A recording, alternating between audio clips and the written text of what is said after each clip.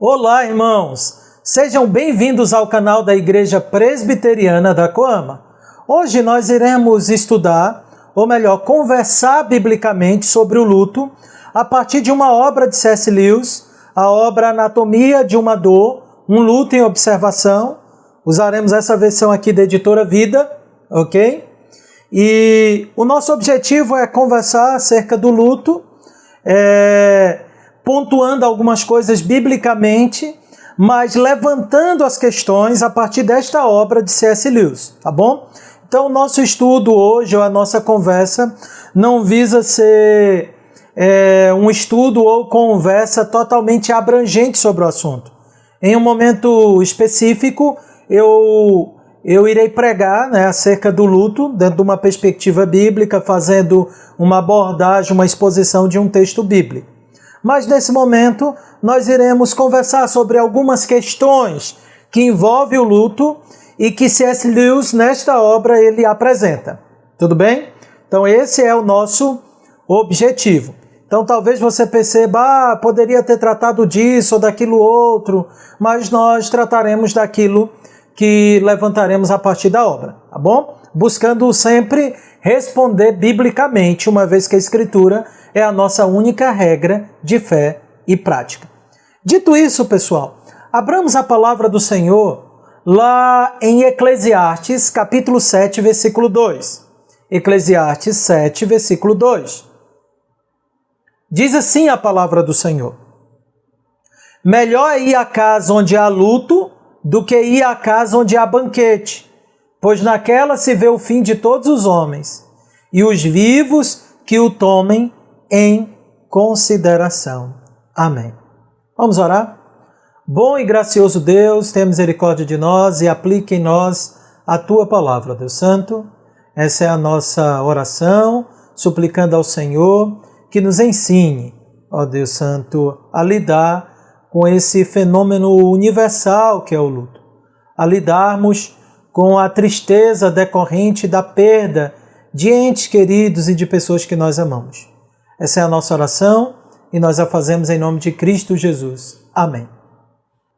Para quem ainda não conhece C.S. Lewis, ele é um renomado escritor cristão do século passado, mundialmente conhecido, especialmente através de renomadas obras dele, como Cristianismo Puro e Simples, talvez as mais famosas obras, As Crônicas de Nárnia, mas também O Problema do Sofrimento, A Abolição do Homem, e entre outras. A presente obra, Anatomia de uma Dor, um luto em observação, ela foi publicada no dia 9 de setembro de 1961. E C.S. Lewis ele não publicou essa obra no seu próprio nome, ele se utilizou aí de um pseudônimo, N.W. Clark. A obra lida com a dor que C.S. Lewis passou por ocasião da morte de sua amada esposa, Ellen Joy Davidman. E essa obra ela é dividida aqui em 4 partes, onde C.S. Lewis ele descreve a sua própria maneira de lidar com a perda de sua amada, ou ele descreve a anatomia do sofrimento, da angústia, do terror que ele passou em decorrência desse luto. É importante pontuar que ele não tem nenhuma preocupação em ser ortodoxo em suas palavras ou no seu modo de escrever. Antes, ele está preocupado nesta obra em ser fiel às suas próprias percepções e acerca do sofrimento e da angústia sentidas. Isso explica o tom irreverente de algumas palavras usadas por C.S. Lewis nessa obra. Algumas ou muitas coisas escritas nesse livro são estranhas e até mesmo erradas e equivocadas dentro do ponto de vista bíblico, dentro do ponto de vista da ortodoxia cristã. Coisas que podem inclusive escandalizar quem porventura fizer a leitura deste livro buscando nele uma fonte de consolo. Nesse ponto é importante ressaltar que o objetivo da obra não é descrever o processo, não é dar uma aula, digamos assim, de teologia acerca do luto. Ele não escreve como um teólogo, tá bom? O objetivo é simplesmente descrever o processo de uma dor observada. Nesse sentido, eu até gostei do título que a obra ficou em português, né? Anatomia de uma dor, um luto e observação. O título original, traduzido literalmente, seria tipo um luto observado, né? Ou uma dor observada, alguma coisa do tipo. Mas eu gostei do título em português porque descreve bem o teor da obra, né? Porque é precisamente isso. O que C.S. Lewis está fazendo é uma anatomia de uma dor. A sua proposta inicialmente era exatamente essa, mapear, né, como é que é o luto, a dor, o sentimento, a experiência da perda, né? Embora o próprio C.S. Lewis ele afirma que ele não conseguiu fazer isso muito bem, porque terminou parecendo mais um relato biográfico do que um mapeamento da dor, né? Contudo, o que eu quero dizer é que você não deve esperar nessa obra, né, que ela seja um trabalho apologético, porque não é, né? Como outras obras dele são, como por exemplo, Problema do Sofrimento, que você encontrará princípios lá para lidar com o luto. Nós não abordaremos, eu não farei grandes alusões a essa obra aqui durante o nosso estudo, a nossa conversa, embora eu faça uma citação do livro, mas ali você encontra um trabalho, digamos assim, acadêmico com um propósito mais apologético. Mas não é o que ocorre aqui, tá bom? Aqui nós encontramos simplesmente um homem passando pelo luto, ou melhor, por mais um luto. C.S. Lewis ele foi marcado pela dor da morte em vários momentos da sua vida, ok? Ele participou, então ele presenciou de perto aí da Primeira Guerra Mundial, né? Ele também presenciou, embora não de maneira tão experimental quanto na Primeira Guerra, mas ele foi contemporâneo do acontecimento da Segunda Guerra Mundial, ok? C.S. Lewis perdeu algumas pessoas especiais da sua vida, de modo mais específico. Ele havia perdido a mãe e o pai para o câncer, e agora, no momento em que ele vai escrever este livro, ele também havia perdido a sua esposa para o mesmo inimigo, para o câncer. Não é à toa que você encontra nessa obra, então, ele falando de maneira até comovente: câncer, câncer, mais câncer. Minha mãe, meu pai, minha mulher, pergunto-me quem será o próximo da fila. Então são palavras que demonstram a dor no coração de alguém que está lidando com mais um luto, né? Um luto decorrente de mais uma perda para o mesmo inimigo, o câncer. Logo, é importante se aproximar da obra com a mesma empatia que nós nos aproximamos de alguém quando está de luto. Embora não concordemos com tudo, precisamos tomar parte na dor alheia antes de apresentar, inclusive, o consolo devido. Isso significa que nós devemos ignorar os erros que Lewis apresenta? Não, de forma nenhuma. O próprio C.S. Lewis reconhece a maior parte desses erros. Por exemplo, no 3º capítulo, né? No 2º capítulo ele já mostra, está bastante assustado com o que ele escreveu no 1º capítulo, porque o 1º capítulo digamos assim, é o capítulo onde ele se utiliza de palavras extremamente duras. No 2º ele mostra um certo espanto. No 3º capítulo ele pontua e nesse momento do 3º capítulo se passa semanas depois que ele havia escrito o 1º. E aí então ele pontua que naquele momento, agora do 3º capítulo, ele era um homem mais são do que quando escreveu as palavras duras anteriores dos primeiros capítulos. Inclusive ele chama as palavras duras que ele havia dito no 1º capítulo e no 2º capítulo até, de fantasias desesperadas de um homem atordoado. Pois quando ele escreveu o 1º capítulo, ele estava em estado de choque. Foi assim que ele se descreveu. Em seguida, C.S. Lewis ainda fala ali no 3º capítulo, ele fala que o que ele pensava no momento de dor e de choque, que ele acabou relatando no 1º capítulo, não era o que ele julgava ser verdade. Mas que naquele momento, no momento da dor dele, ele meio que queria ofender, digamos assim, a Deus. O que é algo realmente lamentável. Mas é como ele descreve a sua angústia naquele momento. Ademais, alguém poderia ainda criticar o tom de lamento que há na obra. Mas enfim, esse não é um grande problema. Afinal, o lamento tem o seu lugar legítimo na história do povo de Deus. Precisamos distinguir o lamento genuíno da murmuração pecaminosa. Pois na murmuração pecaminosa, ela sempre tenta ignorar Deus em suas lamúrias. Mas o lamento não. O lamento bíblico é parte da história do povo de Deus. Nós vemos isso bem representado nos salmos de lamentos. E até mesmo nas palavras do profeta Abacuque, que diante do cenário caótico em que ele se encontrava, ele se dirige solenemente a Deus e indaga: até quando, Senhor, clamarei eu e tu não me escutarás? Gritar-te-ei violência e não salvarás? Veja, naquele momento, Abacuque também está fazendo questionamentos pesados, mas ele está fazendo a Deus. É um homem que se preocupa em apresentar a angústia do seu coração diante de Deus. É aqui que está o lugar, é assim que nós podemos definir o lamento genuíno. E nesse sentido nós encontramos isso em C.S. Lewis. Ele não tenta negar a existência de Deus, ele não tenta ser irreverente contra Deus. O que C.S. Lewis está tentando nessa obra toda é mostrar como é que seu coração reage diante do sofrimento sentido. Tá bom? E por fim, é importante ponderar na obra sem hipocrisia, no sentido de que muitos dos questionamentos e observações de C.S. Lewis nessa obra são também nossos questionamentos, em nosso momento de dor, principalmente quando nós passamos pelo luto. Dito isso, analisemos então as observações aí do Criador de Nárnia e vejamos como estas observações se relacionam com a Escritura e o que elas nos ensinam acerca do luto, tá bom? Então eu vou dividir nosso estudo aqui para sermos bem específicos em duas partes, né? A primeira parte nós vamos observar, e aqui o meu objetivo é simplesmente pegar algumas coisas que C.S. Lewis fala para tentarmos entender, em primeiro lugar, qual é a sensação de perder alguém próximo. Qual é a sensação da experiência, né, de estar de luto.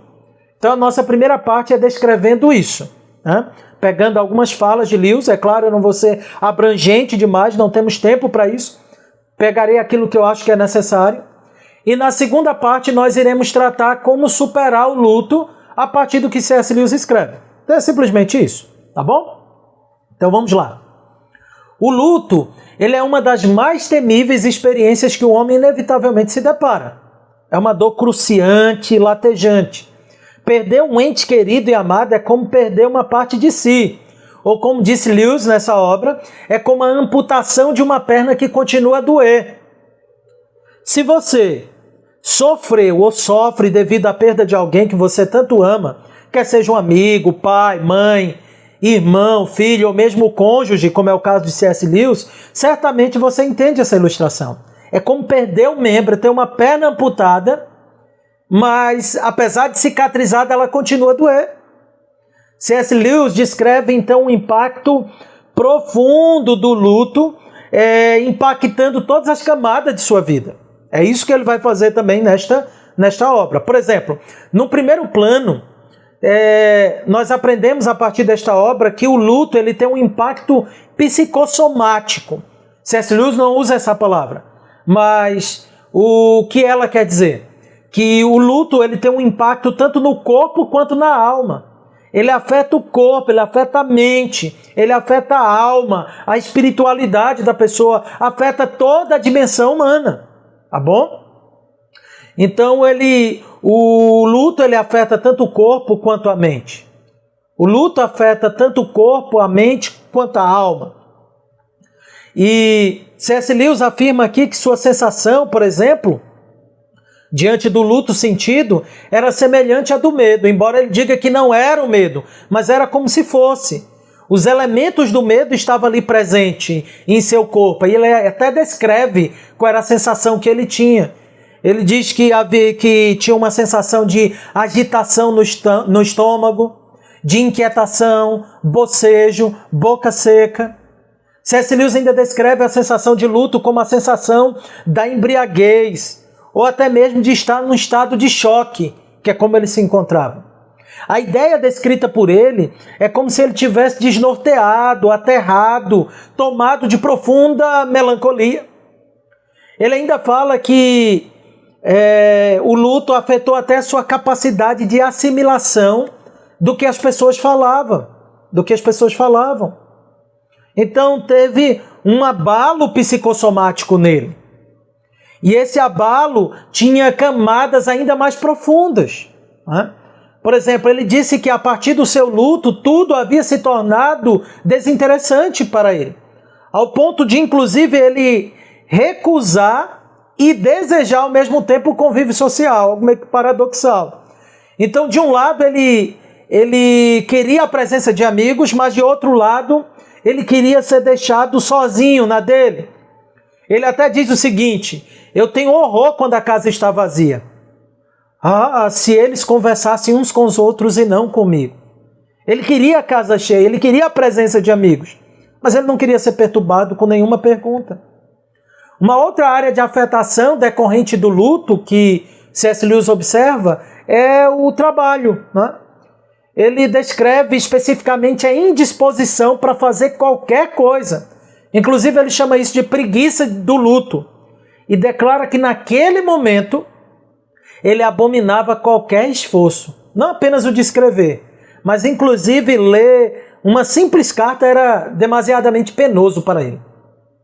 Outro detalhe importante no luto de C.S. Lewis é como ele descreve a inescapabilidade das consequências do luto.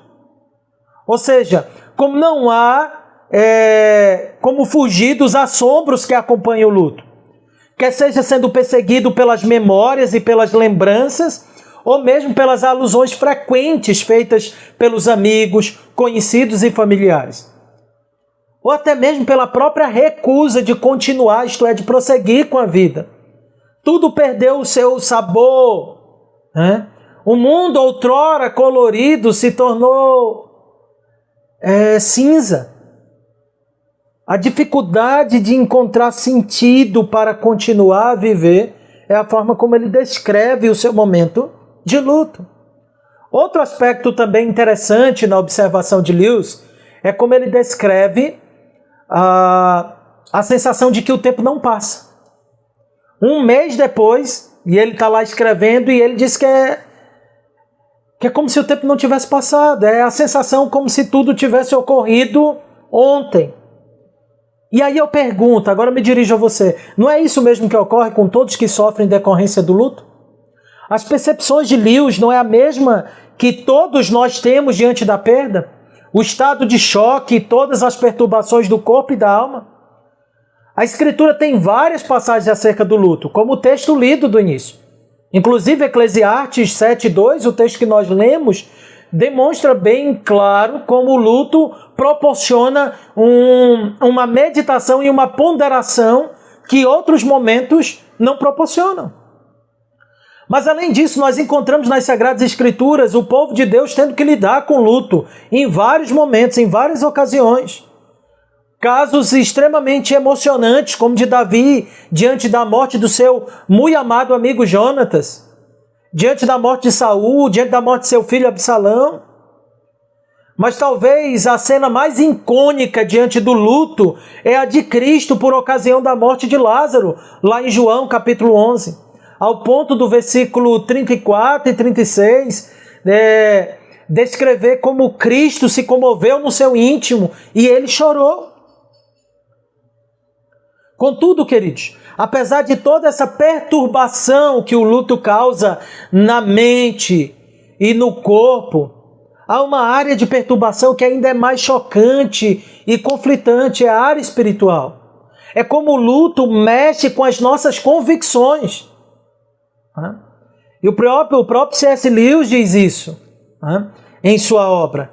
Ele mesmo afirma como esse momento terrível de dor mexe com suas convicções, mexeu com suas convicções, colocou à prova aquilo que ele cria.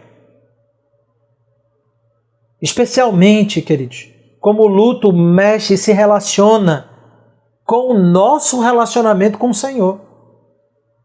No momento de luto, a nossa relação não é apenas com a pessoa que foi perdida, mas também com o Senhor no meio e através do luto. Nessa área é que nós vemos de maneira mais nítida o impacto do luto na vida de C.S. Lewis. Há um conflito aqui na obra entre Lewis e o Criador, principalmente no primeiro e no segundo capítulo. Claro, é importante ressaltar que Lewis não temia perder a fé. Ele não está considerando isso. E ele mesmo diz que não corria o risco de deixar de acreditar em Deus. Mas tinha um risco que ele considerava pior. Ele fala que ele diz o seguinte: mas o perigo real é o de vir acreditar em coisas horríveis sobre ele, isto é, sobre Deus. O problema de Lewis não era acreditar que Deus não existia. Ele já havia vencido o ateísmo. Mas o medo dele era descobrir quem Deus era nesse momento de luto. Contudo, em sua dor, ele é um pouco severo em suas palavras. Inclusive, ele diz que Deus estava em silêncio, negando-lhe resposta. Quando Lewis buscava a resposta, mesmo no período em que sua amada sofria, que Lewis orava a Deus, buscava a Deus.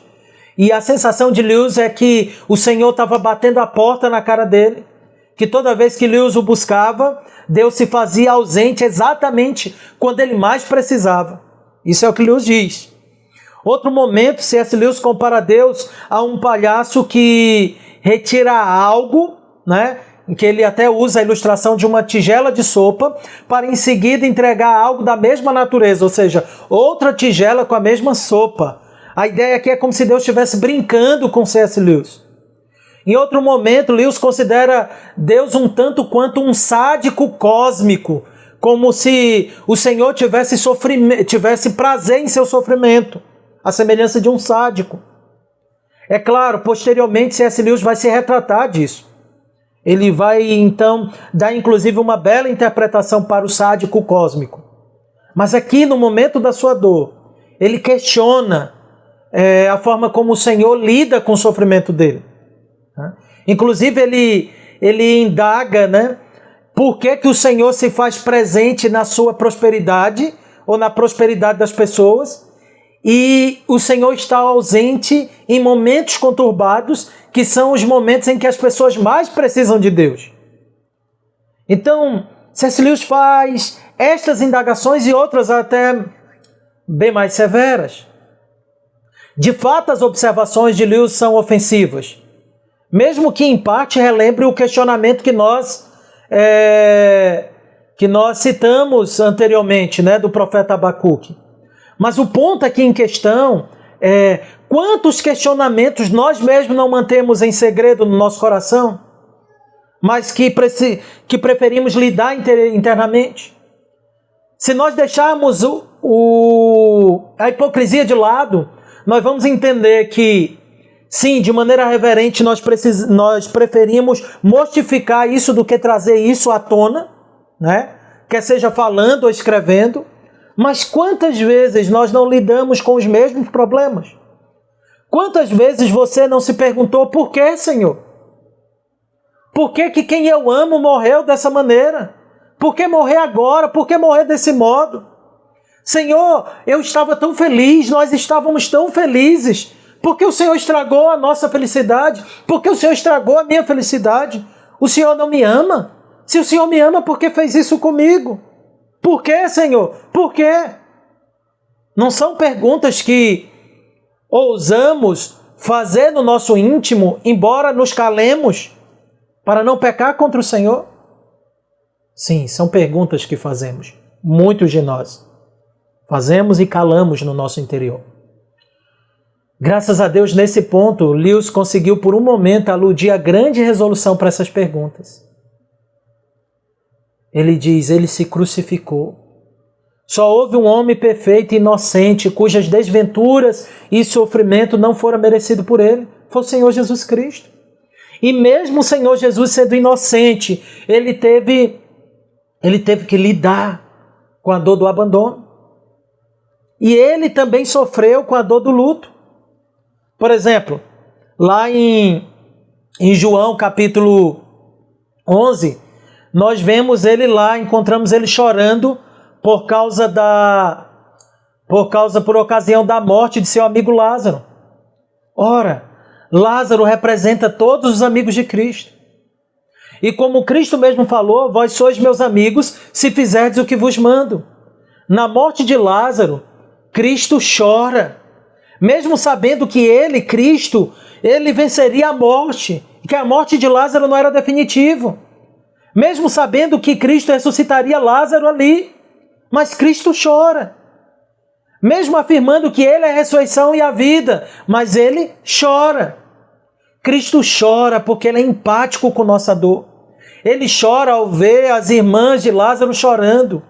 Cristo chora porque sabe que a morte é a consequência e a penalidade do pecado. Mas Cristo também lida com a dor do abandono. Como se não bastasse, nós encontramos ele lá no Getsêmani, orando, suplicando ao Pai que, se possível, passasse dele o cálice de sua angústia. Em outros momentos vemos o Pai dizendo: este é meu filho amado em quem me comprazo. Mas agora não há nenhuma resposta. Na cruz, Cristo mesmo repetiu o Salmo de Lamento, o Salmo 22. Deus meu, por que me desamparaste? E por que ele foi desamparado, queridos? Para que os que se achegam a ele não fossem desamparados. E por que teve de ser assim? Hebreus 2,18 diz que naquilo que ele mesmo sofreu, tendo sido tentado, é poderoso para socorrer os que são tentados. Hebreus 4, de 15 a 16, nos diz: porque não temos sumo sacerdote que não possa compadecer-se das nossas fraquezas. Antes ele foi tentado em todas as coisas à nossa semelhança, mas sem pecado. Acheguemo-nos, portanto, confiadamente junto ao trono da graça, a fim de recebermos misericórdia e acharmos graça para socorro em ocasião oportuna. Queridos, Cristo experimentou o luto e a solidão também em sua morte. E é por isso, diz as Escrituras, que ele pode nos socorrer em momentos semelhantes. Retornando a luz, algo ainda descrito por ele muito comum em todos que sofrem de luto é a sensação de desconsolo. É a percepção da superficialidade de muitos ao tentar consolar religiosamente quem está entristecido por causa da perda da pessoa amada. Nesse sentido, Lewis diz o seguinte: fale-me acerca da verdade da religião e eu ouvirei de bom grado. Fale-me acerca do dever da religião e eu ouvirei resignadamente. Mas não me venha falar sobre as formas de consolo que a religião dá. Caso contrário, desconfiarei que você não sabe do que está falando. Ora, a fala de Lewis visa combater aquelas iniciativas, de alguns com frases prontas do tipo: não chore, fulano morreu, mas está bem. Fulano está melhor do que nós. Deus sabe o que faz, e etc. Frases que geralmente podem ser verdadeiras e são, como essas que eu apontei. E geralmente quem está sofrendo sabe que essas frases são verdadeiras. Mas apesar delas, se está sofrendo. O fato é que tais frases não comunicam muito consolo. Você apenas está lembrando o que a pessoa possivelmente já sabe. Mas também Lewis, em sua dor, ao dizer isso, ele está se recusando a descansar nas verdades do Evangelho. Sim, muitas vezes para o nosso consolo é necessário repousarmos naquilo que nós já sabemos, mas que o nosso coração machucado insiste em querer recusar. Na realidade, é bom pontuar que uma das queixas de C.S. Lewis é que ele afirma ter buscado o Senhor com sua esposa enquanto ela ainda sofria com a enfermidade. Ou seja, C.S. Lewis sabe que a vontade do Senhor era exatamente o que estava acontecendo, que tudo o que aconteceu estava de acordo com a vontade de Deus. E é contra isso que ele está lutando. Em um primeiro momento, C.S. Lewis está se recusando a perceber a bondade, ou melhor, ele está recusando a aceitar que, embora tudo seja doloroso, Deus continua bom. No decorrer da obra, ele se prostra diante dessa verdade, mas a princípio ele se encontra relutante. Ora, queridos, essa parte chama a nossa atenção, tanto na pessoa de quem sofre o luto, quanto de quem deseja consolar alguém que está em luto. Lewis já havia demonstrado incômodo com os que insistiam em falar com ele no contexto da morte recente de sua amada. Agora ele critica os consolos superficiais da religião. Isso nos lembra que é possível que os que estão sendo afligidos pela perda não queiram ouvir nada. Talvez no máximo falar, mas via de praxe, só desejam ficar quietos em sua dor por um momento. É necessário sabedoria para interpretar a situação. Mas há uma atitude nobre oferecida nas Sagradas Escrituras que nos ensina a lidar com o luto para consolarmos alguém no momento de luto. E essa atitude nobre oferecida nas Escrituras é praticada pelo nosso Senhor Jesus Cristo. Você deve se lembrar que Romanos 12:15 nos convoca a alegrar-nos com os que se alegram e a chorar com os que choram. E foi exatamente isso que Cristo fez. Lá em João 11:33-35, se você abrir sua Bíblia, você verá isso. João 11:33-35, nós vemos lá Jesus vendo então a irmã de Lázaro chorando. É dito, vendo-a chorar, Jesus, e bem assim os judeus que o acompanhavam, agitou-se no espírito e comoveu-se. Perguntou, onde sepultastes? E eles responderam, Senhor, vem e vê.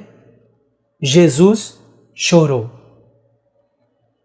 Isso não impediu Cristo de anunciar o Evangelho, que é do Evangelho que brota a nossa mais suficiente fonte e base de consolo. Mas veja como Cristo chora ao ser bem empático com o sofrimento dos que sofriam. O texto é claro ao dizer que ao ver Jesus, a irmã de Lázaro chorando e os judeus que a acompanhavam, no espírito ele se agitou e se comoveu e ele chorou. Veja como Cristo chora ao ser também empático com o sofrimento dos que sofriam, ao perceber a fraqueza e debilidade humana. No desespero, queridos, todo ser humano expressa a sua pequenez e Cristo não está desesperado, mas ele é empático com aqueles que estão desesperados. O que mais precisamos, como aqueles que prestarão consolo, é demonstrar que a dor do nosso próximo é também a nossa dor. Precisamos nos agitar no nosso íntimo, chorarmos juntos, abraçarmos e ficar ao lado, mesmo que em silêncio. Esse é um importante primeiro passo. Para que em seguida, o passo mais importante, que é sabermos dizer as palavras certas e elas fluem do Evangelho. Cristo chora, mas ao mesmo tempo ele diz, eu sou a ressurreição e a vida. Ninguém vem ao Pai senão por mim. Precisamos chorar sim, mostrar empatia e então apresentar o consolo verdadeiro e eficaz. Às vezes o máximo que conseguimos dizer é meus pêsames. Tudo bem, é uma forma de você mostrar que está tendo empatia. Mas às vezes você precisa ter sabedoria para entender que não tem nada a ser dito naquele momento. Apenas chorando. Apenas se mostrar empático para posteriormente falar palavras de consolos que brotam do Evangelho. Outro elemento comum no luto e percebido na obra de Lewis é o retorno da amada, o desejo de retorno da amada. Lewis clama, minha querida, volte por um momento e afaste esse fantasma miserável. Quem perdeu alguém tem o mesmo desejo. Quem nunca olhou para o falecido esperando-o levantar? Quem nunca foi tomado pela sensação que a pessoa morta estava apenas dormindo? Quem nunca teve a sensação de estar apenas sonhando e que de repente acordaria e tudo estaria tranquilo? Quem nunca teve que ficar dias em estado de choque esperando a ficha cair? O desejo pelo retorno, queridos, é mais do que uma simples expressão de saudade. Eclesiastes 3:11 nos ensina que Deus colocou a eternidade no coração dos homens. Logo, o anseio de viver para sempre com as pessoas que nós amamos é o desejo pela realidade para a qual nós fomos destinados e criados. Fomos criados para desfrutar de toda uma eternidade com aquele que nós amamos e com aqueles que amamos por meio do amado supremo de nossa alma. Não é sem motivo que a doutrina da ressurreição nos é tão preciosa e cara. Nós não fomos criados para sermos reduzidos à não existência. Nós fomos criados para viver uma vida gloriosa de comunhão e de alegria. Isso nos leva então ao próximo questionamento, talvez um dos mais doloridos. Para onde foi a pessoa que nós amamos? Lewis pergunta, onde ela está agora? Em que lugar? Ele questiona se os mortos estão em um tipo de tempo destino. De um lado, ele até rejeita a resposta simples de dizer que a sua amada estava com Deus. Ele questiona como saber disso, como é que as pessoas podem saber? No entanto, posteriormente, ele afirma, ele considera positivo dizer que a pessoa morta está com Deus. E ele acredita que, em parte, isso é corretíssimo. Pois, para ele, assim como a pessoa amada, falecida, é incompreensível e inimaginável, assim é Deus. Mas continua a pergunta. Como responder a pergunta desse tipo? Para muitos, a terrível dor é aumentada pela possibilidade da pessoa amada estar no inferno. Podemos dizer isso para alguém no momento de luto, que aquela pessoa foi para o inferno? A pessoa que faleceu e que é a causa do sofrimento, do luto de tantas outras pessoas? Seria algo sábio? Não. E por que não? Em primeiro lugar, porque nós não podemos vaticinar com tanta certeza algo desse tipo. Muitos que foram salvos eram pessoas cuja reputação havia sido outrora maligna. E aqui eu falo das Sagradas Escrituras. Muitos salvos nas Sagradas Escrituras foram assassinos malignos, por exemplo, mas que foram alcançados pelo Evangelho. É o caso do ladrão da cruz que foi salvo. E nós só sabemos que ele foi salvo porque a Escritura afirmou. Se ela não tivesse afirmado, teríamos dito que os dois teriam ido para o inferno. É o caso de Manassés, que apesar de sua crueldade pretérita, ele também foi alcançado pelo Evangelho. Via de praxe, não sabemos de tudo o que ocorre entre a pessoa e Deus momentos antes da morte. O máximo que nós podemos afirmar é que se a pessoa morreu como viveu, isto é, na incredulidade, então de fato ela foi para o inferno. Mas só podemos dizer se ela morreu como viveu. Mas nem o mais sábio entre os pecadores tem um conhecimento suficiente para dizer com clareza que alguém foi ou não para o inferno. Então, o que dizer sobre o estado de quem morreu, para quem sofre? Na hora da dor, não há nada a ser dito nesse sentido. Posteriormente, é necessário orientar biblicamente a pessoa a descansar na soberania justa e bondosa de Deus.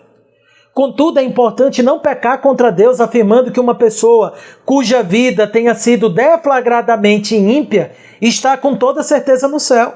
Se eu não posso dizer que ela foi para o inferno, eu também não posso dizer que ela foi para o céu.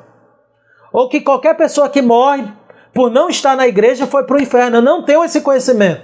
Você também não tem. Há um espaço cinzento, uma área cinzenta nesse assunto. Então nós não podemos falar com tanta certeza. O que nós podemos dizer com toda certeza é que somente por meio de Cristo uma pessoa é salva. Agora, se ela foi salva minutos antes da morte ou na hora da morte, isso é bem complicado. Convenhamos. Mas outro elemento importante, interessante, é que a morte de alguém que viveu e morreu professando a fé em Cristo, mesmo que ainda haja um espaço cinza, onde é possível que tenhamos alguma surpresa no final da história ao depararmos com pessoas que achávamos que eram salvas, mas que na realidade não eram, mas nós podemos e devemos nos alegrar diante do testemunho que nós contemplamos, se percebemos e vemos que tal pessoa morreu no Senhor. Fazemos isso pela fé? Não temos certeza. Mas precisamos acreditar, uma vez que elas professaram o nome de Cristo, receberam o sinal do pacto, nós podemos acreditar que aqueles que partem externamente no Senhor, de fato foram recebidos por Ele. Assim, o Salmo 116,15 diz que preciosa aos olhos do Senhor é a morte dos seus santos. A Escritura chama de santos aqueles que fizeram uma aliança com o Senhor. Apocalipse 14, versículo 13, diz que bem-aventurados os mortos, que desde agora morrem no Senhor. Sim, diz o Espírito, para que descanse das suas fadigas, pois as suas obras acompanham. Essa certeza nós podemos obter, que os que morrem no Senhor, eles também descansam no Senhor. Mas ainda fica uma indagação. Que consolo podem ter os que precisam lidar ainda com a dúvida do destino de seus entes queridos? Pessoas que depois daquele período inicial de luto ainda continuam com suas suspeitas, Meu pai, minha mãe, meu irmão, meu filho, eles foram para o inferno. E como eu posso ser feliz na eternidade sabendo que as pessoas que eu amo foram para sempre para o inferno? Ora, queridos, aqui é muito delicado. Mas haverá um dia em que nossa justiça não será mais poluída pelo pecado. E nós veremos as coisas como Deus vê. Não existe ser mais bondoso do que Deus. Você não é mais bondoso do que Deus. E por que um Deus de amor consegue existir punindo criatura deles por toda a eternidade no inferno e continua sendo um Deus de amor? Porque isso é justo, queridos. Deus se compraz em sua justiça. Embora ele não tenha prazer na morte do ímpio, como a palavra dele afirma, ele não é atormentado por manifestar sua justiça. Ele não sofre por punir pessoas no inferno. Pelo contrário, na exibição mais tremenda de sua justiça, quando o Filho de Deus foi punido terrivelmente em nosso lugar, sofrendo o inferno de todos que se achegam a ele, nós lemos lá em Isaías 53:10. Todavia ao Senhor agradou moê-lo, fazendo-o enfermar, quando der ele a sua alma como oferta pelo pecado. O Senhor se deleitou em contemplar sua justiça, sendo satisfeito em seu Filho. Haverá um dia, queridos, que nós também nos deleitaremos em Deus, em sua justiça, como ele mesmo se deleita. Haverá um dia que amaremos tanto a Deus, na medida que ele exige, que ficaremos satisfeitos com o destino daqueles que o abandonaram. Isso ocorrerá porque naquele dia nós amaremos mais a Deus do que aos homens.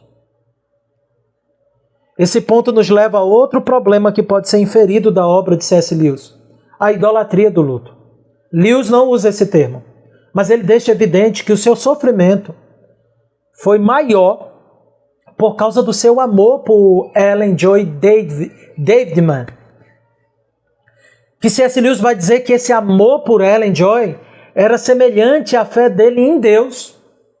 Ele diz assim, agora começa a entender, meu amor por Ellen tinha em grande parte a mesma natureza de minha fé em Deus. Em outros momentos ele mostra os efeitos catastróficos na falta de sentido que a ausência dela trazia para a sua vida, ao ponto de prejudicar até mesmo as lembranças que ele tinha antes de casar com ela. É óbvio que Lewis finalmente lida com isso no final. Mas é incrível como nós temos a tendência de transformar tudo em ídolos. É suficiente apenas amarmos demais uma coisa ou pessoa para de repente nós idolatrarmos aquela coisa ou pessoa e a colocarmos no lugar de Deus. Ellen Joy Davidman, por um momento, se tornou um ídolo para Lewis, ao ponto que a morte dela causou certa revolta nele contra Deus. E é o que o ídolo faz.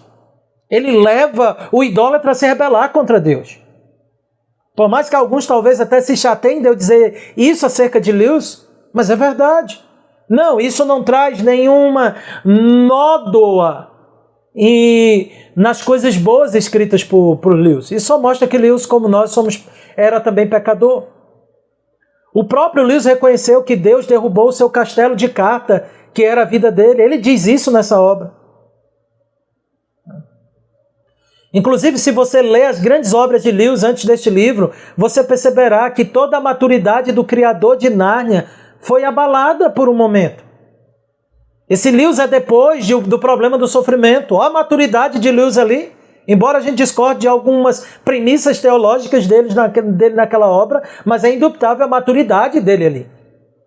Mas aqui uma obra posterior, que poderia ser mais madura, não era. Porque Lewis ele está envolvido pela dor do luto. E o próprio Lewis reconhece a sua limitação e até mesmo a sua idolatria. Veja o que ele diz. O que ele diz no livro Anatomia de uma Dor. Ele diz assim: Deus certamente não estava fazendo uma experiência com minha fé, nem com meu amor para provar sua qualidade. Ele já os conhecia muito bem. Eu é que não. Ele sempre soube que meu templo era um castelo de cartas. A única forma de fazer-me compreender o fato foi colocá-lo abaixo. Veja, está na página 73 dessa edição aqui da Editora Vida do livro Anatomia de uma Dor. Se Lewis tinha algo para aprender em relação a idolatria do seu luto, quanto mais nós. Às vezes a morte de alguém querido se transforma em uma cela de tortura que por anos a fio faz com que você sofra lentamente. Tudo acaba girando em torno da pessoa que morreu. Geralmente nos cercamos de vários totens e elementos sobre a pessoa, ao ponto de perdermos o sentido da nossa vida e passamos a viver em prol de nossas memórias do passado, como se nunca tivéssemos dado a Deus, como se nunca tivéssemos entendido o plano do Senhor. O luto acabou virando um ídolo quando ele se torna uma prisão. Como todo e qualquer ídolo, o ídolo da idolatria do luto também precisa ser derrubado. E é então que eu começo a segunda parte do nosso estudo. Ela é bem menor, mas ela nos ensinará como aprender a superar o luto. A primeira coisa que aprendemos é que, embora o tempo demore a passar, como nós vimos, e Lewis disse isso, o fato é que o tempo passa. Isso é bom para raciocinar melhor. O próprio Lewis, no decorrer da obra, vai dizer isso. Ele mesmo percebe e descreve que sua sanidade mental estava retornando à medida que o tempo de luto passava. Outra coisa importante que aprendemos é que a dor nunca cessará de todo, mas que nós podemos conviver com ela e até mesmo administrá-la. Como o próprio Lewis pontuou, a perda de um ente querido é como a amputação de uma perna que continua a doer. Todavia, você precisa aprender a viver sem uma perna, se caso ela for tirada de você. A vida continua. Você se adaptará a essa mudança. Isso é um fato. Não há uma receita mágica para apagar as memórias, as lembranças e os bons momentos vividos. Mas é possível encontrar paz e viver bem apesar disso. Lewis também pontua que no processo de luto há sempre novos elementos a serem experimentados, mesmo que alguns se repitam.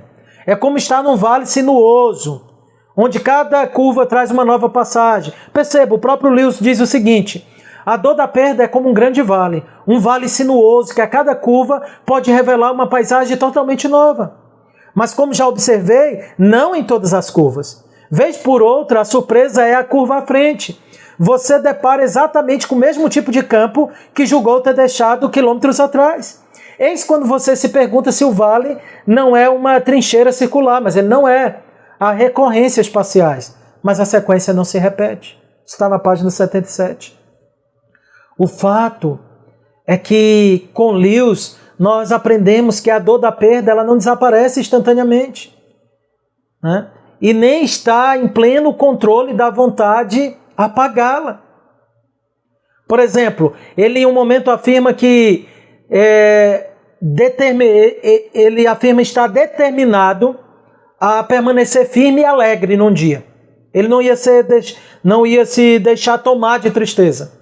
Mas no outro dia ele escreve dizendo que se debulhou em lágrimas. Assim o luto e a dor causada por ele, uma vez ou outra aparece, isso é normal. Não sejamos cínicos. Não vamos imaginar, porque se eu sofro por causa da saudade que eu sinto dos bons momentos, é porque eu sou um idólatra miserável. Não, definitivamente não é isso. A saudade dói. A saudade é o preço de quem ama. Alguém já disse essa frase. Entretanto, nós também aprendemos com Lewis que viver sempre sobre a experiência do luto é algo ruim. Viver sempre chorando, sempre sofrendo, é algo ruim. E além de ruim, nos afasta ainda mais de quem amamos, ao invés de nos aproximar. Lewis diz, o luto não nos aproxima dos mortos, mas nos afasta deles. E o que ele quer dizer com isso? Que o sofrimento e a angústia da perda não permite a experiência da alegria advinda das boas lembranças. Manter a alegria do que foi vivido, isso sim nos aproxima dos entes queridos falecidos. Mas se você vive sempre a lamentar e chorar, você não desfruta da alegria das boas memórias. Nesse sentido, a determinação de Lewis é louvável. Olha o que ele diz. O melhor que tenho a fazer é não perder o meu tempo. Para mim, em todo caso, o roteiro é simples. Voltarei a ela, tanto quanto possível com a alegria, isto é, para sua esposa, né? A memória dela. Até mesmo a cumprimentarei com um sorriso. Quanto menos a lamentar, mais próximo estarei dela. O que ele está dizendo é que quanto mais ele apreciar e se deleitar nas memórias do passado com a sua amada, mais próximo ele estará dela. Quanto mais ele lamentar e sofrer, mais longe estará. Outra maneira de superar o luto é entender que o luto, assim como todo sofrimento, é pedagógico. Lewis afirma que pensar em um Deus como um sádico cósmico, você lembra que ele disse isso lá no início? Ele diz que pensar em Deus como um sádico cósmico é tão formidável quanto pensar em um Deus bom. Não são coisas contraditórias. Pois se há um Deus bom, então as torturas dele são necessárias. Assim como um excelente cirurgião, que mesmo tendo as melhores das intenções, ele precisa continuar com a cirurgia até o fim. Ele não pode parar. Assim é Deus. O fato é que Lewis conclui que Deus, sendo bom, então ele necessariamente tem que nos ferir. A dor causada por Deus não é ruim para nós, mas é boa. Mas continua sendo dor. Inclusive no livro dele sobre o problema do sofrimento, ele já havia apontado que o sofrimento é um megafone de Deus para acordar o mundo surdo. Por fim, C.S. Lewis ele diz que uma última lição que nós podemos aprender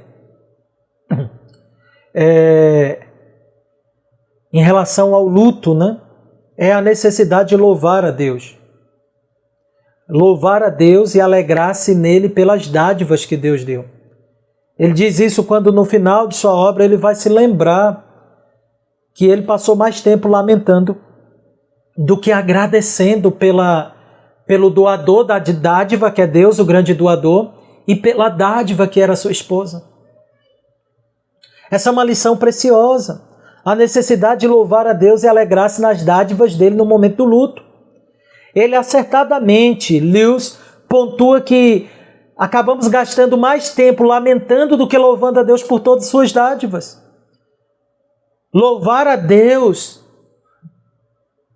é substituir o rancor contra Ele pelo louvor. E isso é libertador. É a atitude mais libertadora que nós podemos ter. Geralmente, nosso sofrimento é causado por nosso egoísmo, em querer que a pessoa esteja sempre satisfazendo nossas emoções. Queremos que a pessoa viva novamente, ou seja, que ela seja curada de sua doença terminal, que ela mesma ressuscite, mas não é por amor à pessoa em si, mas porque nós não suportamos viver sem a pessoa. A preocupação não é com a pessoa em si, mas conosco. Imagine em alguém que morreu no Senhor. O que seria melhor para essa pessoa se não permanecer com o Senhor? O que o apóstolo Paulo diz que é incomparavelmente melhor. Mas, por causa de nosso egoísmo, nós estamos dispostos a privar a pessoa dessa alegria só para tê-la mais uma vez neste mundo de sofrimento conosco. Quando a pessoa finalmente morre, nós nos encolhemos em nossa dor e angústia, porque nos recusamos a louvar e agradecer a Deus, que é mais sábio do que nós. O louvor a Deus nos liberta de nosso orgulho, pois quando nós o louvamos, nós reconhecemos que Ele é o Senhor de fato sobre todas as coisas. Quando nós o louvamos, o nosso coração encontra paz. Mas quando preferimos ainda viver sobre o lamento do luto, continuamos com o coração em guerra. O problema, queridos, é que tudo isso acaba nos revelando algo extremamente aterrador. O luto, perder alguém, nos revela como muitas vezes nós temos nos relacionado com Deus mais em termos de utilidade. Como se Deus fosse um instrumento para o nosso deleite e não um fim. Como se Ele fosse apenas uma estrada para a nossa alma e não a meta dela.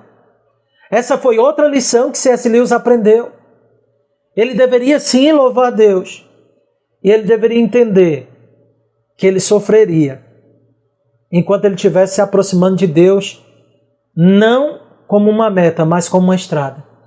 Ele vai até Deus para ter o bem amado. Ele vai até Deus apenas para ter o consolo para a sua alma. E quando nós fazemos isso, ao invés de nos aproximar de Deus, nós nos distanciamos. Nesse sentido, C.S. Lewis comenta, se você se aproxima dele não como uma meta, mas como uma estrada, não como um fim, mas como um meio, você na verdade não está se aproximando dele. Você está se afastando. O luto, então, nos traz a sensação original de que Deus deve ser o fim para a nossa vida. Ele é a nossa grande meta e alvo. Ele é o fim principal para o qual o homem foi feito. O fim da nossa vida é Ele mesmo. Ele deve ser o nosso maior amor e bem, pois Ele é o único que não pode ser tirado de nós. As coisas e pessoas que Ele mesmo coloca na nossa vida não podem se tornar o alvo supremo das nossas vidas. Mas estas coisas e estas pessoas devem constituir apenas um meio para glorificarmos a Deus. Se elas se tornarem o fim, quando elas desaparecerem, a nossa vida também terá desaparecido. Ficaremos com a sensação de que não há mais sentido para viver. Mas quando o Senhor for o fim, as coisas que Ele nos dá, as dádivas dele podem até ser retiradas. Mas nós ainda encontraremos sentidos para viver. Enquanto não reconhecermos isso, sofreremos terrivelmente com qualquer perda. Por isso, louvar e se alegrar no Senhor é o grande antídoto contra o luto permanente. E é o grande antídoto contra a falta de sentido, né? Especialmente a falta de sentido da vida que é gerada pelo luto. Por isso, queridos, aqui eu encerro a nossa conversa sobre o luto, a partir desta obra Anatomia de uma Dor, de C.S. Lewis. Eu sei que há muitas perguntas que poderíamos fazer. Algumas teriam respostas bíblicas, outras não.